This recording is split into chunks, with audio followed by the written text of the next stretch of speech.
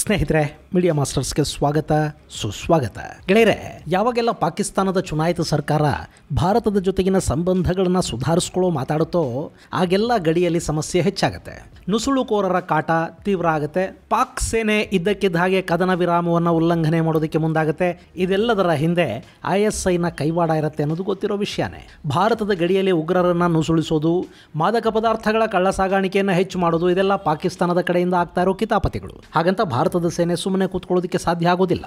ಅವರು ಗಡಿಯಲ್ಲಿ ಕಣ್ಣಲ್ಲಿ ಕಣ್ಣಿಟ್ಕೊಂಡು ಕಾಯ್ತಾರೆ. ಆದರೆ ಅಲ್ಲಿ ದಟ್ಟ ಅರಣ್ಯ ಪ್ರದೇಶ ಇದೆ. ಹೀಗಾಗಿ ಗಡಿ ಭದ್ರತೆಯ ಗಸ್ತನ್ನ ಯಾಮಾರಿಸಿ ಉಗ್ರರು ಒಳನುಸುಳೋದಕ್ಕೆ ಸಾಧ್ಯ ಆಗ್ತಾ ಇದೆ. ಇನ್ನು ಈ ಗಡಿಯಲ್ಲಿ ಸೈನಿಕರು ಭಯೋತ್ಪಾದಕರನ್ನ ಕೊಲ್ಲೋದಿಕ್ಕೆ ಅಂತಲೇ ಲ್ಯಾಂಡ್ ಮೈನ್ಸ್ ಅನ್ನ ಇಡ್ತಾರೆ. ಆದರೆ ಕೆಲವೊಮ್ಮೆ ಗೊತ್ತಿಲ್ಲದೆ ಆ ಭಾಗದಲ್ಲಿ ಗಸ್ತಿಗೆ ಹೋಗುವ ನಮ್ಮದೇ ಸೈನಿಕರ ಪ್ರಾಣಗಳನ್ನು ಕೂಡ ಆ ಲ್ಯಾಂಡ್ ಮೈನ್ಸ್ ತೆಗೆಯೋ ಅಪಾಯ ಇರುತ್ತೆ. ಹೀಗಾಗಿ ಕಾವಲು ಅನ್ನೋದು ಅಸಾಧ್ಯ ಅನ್ನೋ ಥರದ ಗಡಿಯಲ್ಲಿ ಈಗ ಭಾರತೀಯ ಸೇನೆ ವಿಶೇಷ ವ್ಯವಸ್ಥೆಯೊಂದನ್ನು ಮಾಡ್ತಾ ಇದೆ. ಒಂದು ಮಹಾಸ್ತ್ರವನ್ನ ಅಲ್ಲಿಗೆ ನಿಯೋಜನೆ ಮಾಡೋದಕ್ಕೆ ಹೋಗ್ತಾ ಇದೆ. ಹಾಗಾದ್ರೆ ಯಾವುದು ಆ ಮಹಾಸ್ತ್ರ? ಇದರಿಂದ ಭಾರತಕ್ಕಾಗುವ ಲಾಭಗಳೇನು ಅನ್ನೋದ್ರ ಬಗ್ಗೆ ಒಂದಷ್ಟು ಮಾಹಿತಿಯನ್ನು ನಾವಿಲ್ಲಿ ನೋಡೋಣ.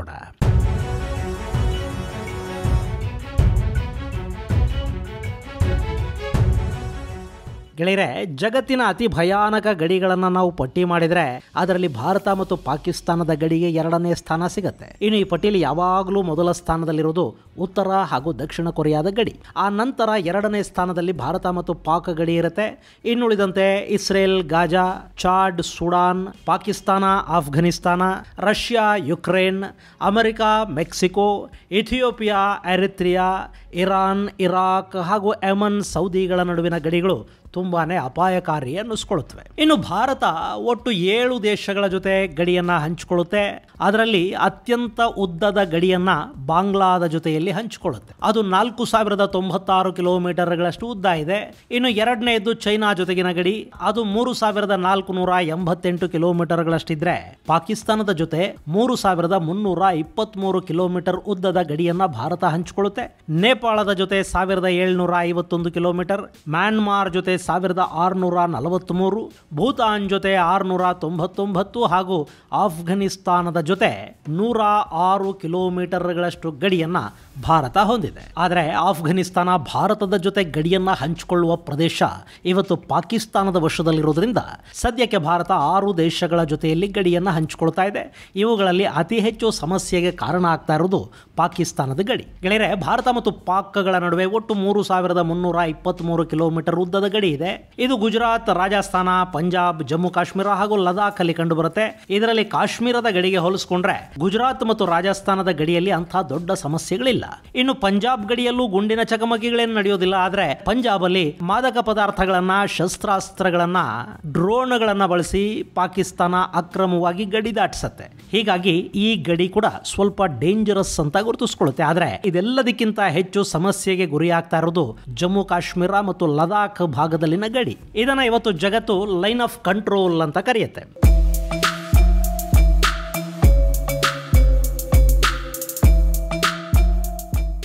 ಗೆಳೆಯರೆ, 1948ರಲ್ಲಿ ಭಾರತ ಮತ್ತು ಪಾಕ್ ನಡುವೆ ಯುದ್ಧ ಆಯ್ತಲ್ಲ, ಆಗ ಭಾರತದ ಪ್ರಧಾನಿ ಜವಾಹರ್ಲಾಲ್ ನೆಹರು ಈ ಸಮಸ್ಯೆಯನ್ನ ವಿಶ್ವಸಂಸ್ಥೆಗೆ ತಗೊಂಡು ಹೋಗ್ತಾರೆ. ಅಲ್ಲಿಗೆ ವಿಶ್ವಸಂಸ್ಥೆ ಕದನ ವಿರಾಮ ಘೋಷಣೆ ಮಾಡೋದಕ್ಕೆ 2 ದೇಶಗಳಿಗೆ ಹೇಳುತ್ತೆ. ಕದನ ವಿರಾಮ ಅಂದ್ರೆ ಯಾರ್ಯಾರು ಎಲ್ಲೆಲ್ಲಿ ಹೇಗೆಲ್ಲ ಇದ್ರೋ ಅಲ್ಲಿವರೆಗೆ ಅವರು ಅಲ್ಲಲ್ಲೇ ನಿಂತುಕೊಳ್ಳೋದು. ಈ ಕದನ ವಿರಾಮದಿಂದಾಗಿ ಅವತ್ತು ಯಾರ್ಯಾರು ಎಲ್ಲೆಲ್ಲಿದ್ರು ಅಲ್ಲಲ್ಲೇ ಅವರು ನಿಂತ್ಕೊಳ್ಳೋ ಹಾಗಾಯ್ತು. ಹಾಗೆ ವಿಶ್ವಸಂಸ್ಥೆ ಆಕ್ರಮಿತ ಕಾಶ್ಮೀರದಿಂದ ಪಾಕ್ ಸೇನೆಯನ್ನ ಹಿಂದಕ್ಕೆ ಸರಿಸಿ ಅಲ್ಲಿ ಜನಮತ ಗಣನೆ ಆಗಬೇಕು ಅಂತ ಕೂಡ ಹೇಳ್ತು. ಆದರೆ ಪಾಕಿಗಳು ಆಕ್ರಮಿತ ಕಾಶ್ಮೀರದಿಂದ ಹಿಂದೆ ಸರಿಯಲೂ ಇಲ್ಲ, ಅಲ್ಲಿ ಜನಮತ ಗಣನೆ ಅನ್ನೋದು ಆಗ್ಲೂ ಇಲ್ಲ. ಅದು ಇವತ್ತಿಗೂ ವಿವಾದವಾಗಿ ವಿಶ್ವಸಂಸ್ಥೆಯ ಅಂಗಳದಲ್ಲಿ ಕೊಳೀತಾ ಇದೆ. ಆಕ್ರಮಿತ ಕಾಶ್ಮೀರವನ್ನು ಬಳಸಿಕೊಂಡು ಪಾಕಿಸ್ತಾನ ಭಾರತದ ಕಾಶ್ಮೀರಕ್ಕೆ ಉಗ್ರರನ್ನ ಕಳುಹಿಸೋದ್ರಿಂದ ಹಿಡಿದು ನಾನಾ ರೀತಿಯ ಕಿತಾಪತಿಗಳನ್ನು ಮಾಡ್ತಾ ಇರುತ್ತೆ. ಈ ಕಾಶ್ಮೀರದ ಕಾರಣಕ್ಕೆ 2 ದೇಶಗಳ ನಡುವೆ ಸಾಲು ಸಾಲು ಯುದ್ಧಗಳು, ಕಾರ್ಯಾಚರಣೆಗಳು ಆಗಿವೆ. ಆದರೆ ಸಮಸ್ಯೆ ಅನ್ನೋದು ಇವತ್ತಿಗೂ ಬಗೆಹರಿದಿಲ್ಲ. ಇಲ್ಲಿ ಕಾಶ್ಮೀರದ ಯುವಕರನ್ನ ಭಾರತದ ವಿರುದ್ಧ ಎತ್ತಿ ಕಟ್ತಾ ಇರೋ ಉಗ್ರವಾದಿಗಳು ಅವರನ್ನ ಗಡಿ ದಾಟಿಸಿ ಪಾಕ್ ಆಕ್ರಮಿತ ಕಾಶ್ಮೀರದಲ್ಲಿನ ಭಯೋತ್ಪಾದಕ ಶಿಬಿರಗಳಲ್ಲಿ ತರಬೇತಿ ಕೊಡಿಸಿ ಮತ್ತೆ ಗಡಿ ದಾಟಿಸಿ ಭಾರತದೊಳಗೆ ಕಳುಹಿಸಿಕೊಡ್ತಾರೆ. ಹಾಗೆ ಪಾಕಿಸ್ತಾನ ಹಾಗೂ ಆಫ್ಘನಿಸ್ತಾನದ ಯುವಕರ ತಲೆಗೂ ಮತಾಂಧತೆಯನ್ನು ತುಂಬಿ ಒಂದಷ್ಟು ಮಾದಕ ಪದಾರ್ಥ ತಿನ್ನಿಸಿ ಕೈಗೆ ಬಂದೂಕಿಟ್ಟು ಕಾಶ್ಮೀರದ ಗಡಿ ದಾಟಿಸಿ ಕಳುಹಿಸೋದು ಉಂಟು. ಹೀಗೆ ಬಂದವರಿಗೇನು ಸತ್ರ ಅಳವರು ಕೂಡ ದಿಕ್ಕಿರೋದಿಲ್ಲ, ಬದುಕಿದ್ರೆ ತಿನ್ನೋದಕ್ಕೆ ಅನ್ನ ಇರೋದಿಲ್ಲ. ಹೀಗಾಗಿ ಉಗ್ರ ಪಡೆಗಳನ್ನು ಸೇರ್ತಾರೆ. ಅಲ್ಲಿ ಕೆಲಸ ಮಾಡಿದ್ರೆ ಒಂದಷ್ಟು ಹಣ, ಊಟ ಮತ್ತು ಮಾದಕ ಪದಾರ್ಥ ಪದಾರ್ಥಗಳು ಸಿಗುತ್ತವೆ, ಸತ್ರೆ ಜನ್ನತ್ತಿಗೆ ಹೋಗ್ತೀರಿ ಅಂತ ಅವರು ತಲೆಗೆ ತುಂಬಲಾಗತ್ತೆ. ಅದು ಹೆಂಗಿದೆ ಜನ್ನತ್ತು ಅನ್ನೋದನ್ನ ನೋಡಿದವರು ಇವತ್ತಿಗೂ ಯಾರೂ ಇಲ್ಲ. ಅಲ್ಲಿ ಏನೋ 130 ಅಡಿ ಎತ್ತರ ಇರೋ 72 ಜನ ಹೂರುಗಳು ಸಿಗ್ತಾರಂತೆ. ಅವ್ರನ್ನ ತಗೊಂಡು ಇವ್ರು ಏನು ಮಾಡ್ತಾರೋ ಗೊತ್ತಿಲ್ಲ, ಅಂತೂ ಜನ್ನತ್ ಆಸೆಗೆ ಇಲ್ಲಿಗೆ ಬಂದು ಸಾಯ್ತಾರೆ. ಹೀಗಾಗಿ ಸಾಯೋದಿಕ್ಕೆ ಅಂತಲೇ ಬರೋರ ಆಸೆಯನ್ನು ಈಡೇರಿಸೋದಕ್ಕೆ ಭಾರತ ಈಗ ಗಡಿಯಲ್ಲೊಂದಷ್ಟು ವಿಶೇಷ ಅಸ್ತ್ರಗಳನ್ನು ಇಡ್ತಾ ಇದೆ. ಅದರ ಹೆಸರು ಸ್ನೈಪರ್ಸ್.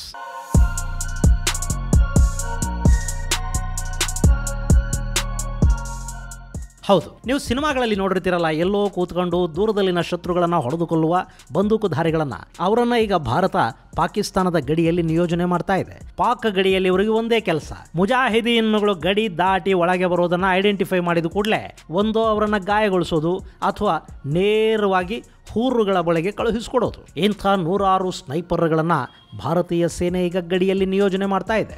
ಗೆಳೆಯರೆ, ಸದ್ಯಕ್ಕೆ ಭಾರತೀಯ ಸೇನೆಯಲ್ಲಿನ ಸ್ನೈಪರ್ಗಳು ಬಳಸ್ತಾ ಇರೋದು 2 ರೀತಿಯ ಆಯುಧಗಳನ್ನು.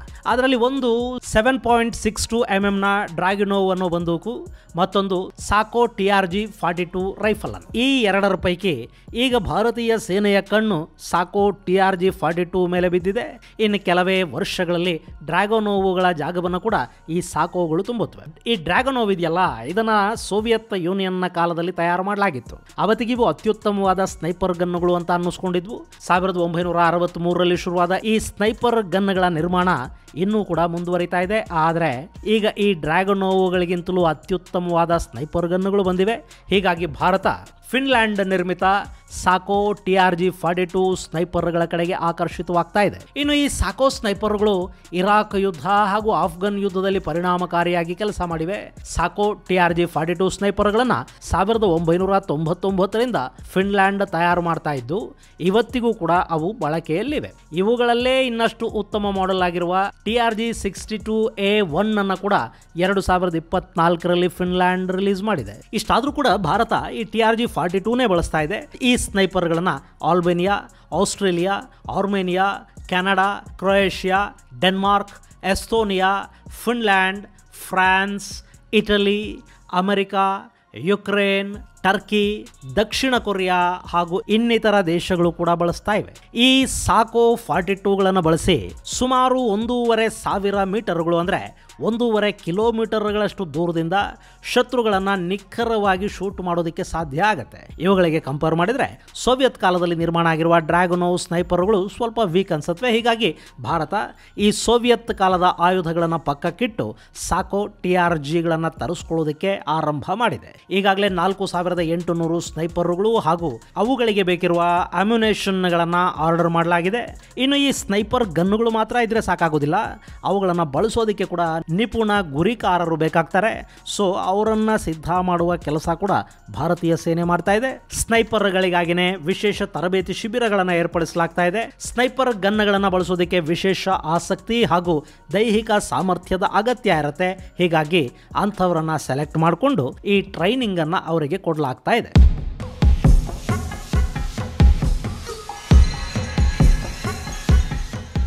ಭಾರತೀಯ ಸೇನೆಯ ಈಸ್ಟರ್ನ್ ಕಮಾಂಡ್ನ ಬ್ರಹ್ಮಾಸ್ತ್ರ ಕೋರ್ ಈ ತರಬೇತಿಯನ್ನು ಕೊಡುತ್ತೆ. ಇಲ್ಲಿ ಸ್ನೈಪರ್ಗಳು ಬಳಸಬೇಕಾದ ಕ್ಯಾಮೋಫ್ಲೇಜ್ಗಳು, ಶತ್ರುಗಳನ್ನು ಗುರುತಿಸಬೇಕಾದ ರೀತಿ, ಶೂಟ್ ಮಾಡೋದಕ್ಕೆ ಮೊದಲು ತೆಗೆದುಕೊಳ್ಳಬೇಕಾದ ಎಚ್ಚರಿಕೆಗಳು ಹಾಗೂ ಯಾವುದೇ ಕಾರಣಕ್ಕೂ ಶತ್ರುಗಳ ಕಣ್ಣಿಗೆ ಬೀಳದೆ ತಮ್ಮನ್ನು ತಾವು ಕಾಪಾಡಿಕೊಂಡು ಶತ್ರು ಸಂಹಾರ ಮಾಡುವ ರೀತಿಯನ್ನು ಅವರಿಗೆ ಹೇಳಿಕೊಡಲಾಗುತ್ತೆ. ಇದರ ಜೊತೆಗೆ ಪಶ್ಚಿಮದ ದೇಶಗಳ ಜೊತೆಗಿನ ಯುದ್ಧಾಭ್ಯಾಸದಲ್ಲಿ, ಅದರಲ್ಲೂ ಅಮೆರಿಕಾದ ಸೇನೆಯ ಜೊತೆಗಿನ ಯುದ್ಧಾಭ್ಯಾಸದಲ್ಲಿ ಈ ಸ್ನೈಪರ್ಗಳಿಗೆ ಕೂಡ ತರಬೇತಿಯನ್ನು ಕೊಡಲಾಗ್ತಾ ಇದೆ. ಅಲ್ಲಿ ಅಮೆರಿಕಾದ ಯೋಧರ ಟ್ಯಾಕ್ಟಿಕ್ಸ್ ಅನ್ನು ನೋಡಿ ಕಲಿಯೋದು ತುಂಬಾನೇ ಇದೆ. ಹೀಗಾಗಿ ಅಮೆರಿಕಾದ ಜೊತೆಗಿನ ಯುದ್ಧಾಭ್ಯಾಸದ ಸಮಯದಲ್ಲಿ ಭಾರತದ ಸ್ನೈಪರ್ಗಳನ್ನು ಕೂಡ ಬಳಸಿಕೊಳ್ಳಲಾಗ್ತಾ ಇದೆ. ಹೀಗೆ ಸಂಪೂರ್ಣವಾಗಿ ಟ್ರೈನ್ ಆದ ನಂತರ ಅವರನ್ನ ಗಡಿಗಳಿಗೆ ಕಳುಹಿಸಿಕೊಡ್ತಾರೆ. ಸದ್ಯಕ್ಕೆ ಸ್ನೈಪರ್ಗಳನ್ನ 360 infantry battalion, 46 Assam rifles battalion ಹಾಗೂ 65 ರಾಷ್ಟ್ರೀಯ ರೈಫಲ್ಸ್ ಬೆಟಾಲಿಯನ್ಗಳು ಬಳಸ್ತಾ ಇವೆ. ಹಾಗೆ ನೋಡಿದ್ರೆ ಭಾರತೀಯ ಪಡೆಗಳು ತುಂಬಾ ಕಡಿಮೆ ಪ್ರಮಾಣದಲ್ಲಿ ಸ್ನೈಪರ್ಗಳನ್ನು ಬಳಸ್ತಾ ಇದ್ದು ಮುಂದಿನ ದಿನಗಳಲ್ಲಿ ಪಾಕ್ ವಿರುದ್ಧ LOCಯಲ್ಲಿ ಇವರ ಸಂಖ್ಯೆಯನ್ನು ಮತ್ತಷ್ಟು ಹೆಚ್ಚು ಮಾಡುವ ಗುರಿಯನ್ನು ಹಾಕಿಕೊಳ್ಳಲಾಗಿದೆ. ಗೆಳೆಯರೆ, ಇಲ್ಲಿ ಸ್ನೈಪರ್ಗಳು ಯಾಕೆ ಪ್ರಮುಖ ಪಾತ್ರವನ್ನು ವಹಿಸ್ತಾರೆ ಅನ್ನೋದನ್ನು ನೋಡಿದರೆ, ಗಡಿಯಲ್ಲಿ ಭಯೋತ್ಪಾದಕರು ಒಳನುಸುಳುವುದನ್ನು ಈಗ ಡ್ರೋನ್ಗಳ ಮೂಲಕ, ಸರ್ವೆಲೆನ್ಸ್ ಕ್ಯಾಮೆರಾಗಳ ಮೂಲಕ ಪತ್ತೆ ಹಚ್ಚಬಹುದು. ಆದರೆ ಅವರನ್ನು ಹಿಡಿಯೋದಕ್ಕೆ ಸೇನೆ ಅಲ್ಲಿವರೆಗೂ ಹೋಗಬೇಕು ಅಂದರೆ ಸಾಕಷ್ಟು ಸಮಯ ಬೇಕಾಗುತ್ತೆ. ಇನ್ನು ದಟ್ಟ ಅರಣ್ಯಗಳಲ್ಲಿ ಡ್ರೋನ್ಗಳು ಹಾಗೂ CC ಕ್ಯಾಮೆರಾಗಳನ್ನು ಅಳವಡಿಸುವುದು ಕೂಡ ಕಷ್ಟದ ಕೆಲಸ. ಇಂಥ ಸಂದರ್ಭದಲ್ಲಿ ಆ ಭಾಗದಲ್ಲಿನ ಸ್ನೈಪರ್ಗಳನ್ನು ಬಳಸಿ ಭಯೋತ್ಪಾದಕರನ್ನು ಹೊಡೆದು ಹಾಕೋದರ ಬಗ್ಗೆ ಸೇನೆ ಯೋಚಿಸ್ತಾ ಇದೆ. ಭಾರತೀಯ ಸೇನೆಯ ಈ ಪ್ರಯತ್ನ ಯಶಸ್ವಿಯಾದರೆ ಗಡಿಗಳನ್ನು ಮತ್ತಷ್ಟು ಸುರಕ್ಷಿತಗೊಳಿಸ್ಕೊಳ್ಳೋದಕ್ಕೆ ಸಾಧ್ಯ ಆಗುತ್ತೆ. ಇದು ಗೆಳೆಯರೆ, ಭಾರತೀಯ ಸೇನಾಪಡೆಯಲ್ಲಿ ಬಳಸಲಾಗ್ತಾ ಇರುವ ಸ್ನೈಪರ್ ಗನ್ನುಗಳು ಹಾಗೂ ಅವುಗಳನ್ನು ಪಾಕ್ ವಿರುದ್ಧ ಸಮರ್ಪಕವಾಗಿ ಬಳಸೋದಕ್ಕೆ ಸೇನೆ ಮುಂದಾಗ್ತಾ ಇರೋದರ ಕುರಿತಾದ ಒಂದಷ್ಟು ಮಾಹಿತಿ. ಮುಂದಿನ ಸಂಚಿಕೆಯಲ್ಲಿ ಮತ್ತಷ್ಟು ವಿಶೇಷಗಳ ಜೊತೆ ಮತ್ತೆ ಭೇಟಿಯಾಗೋಣ. ಅಲ್ಲಿವರೆಗೆ ಜೈ ಹಿಂದ್, ಜೈ ಕರ್ನಾಟಕ.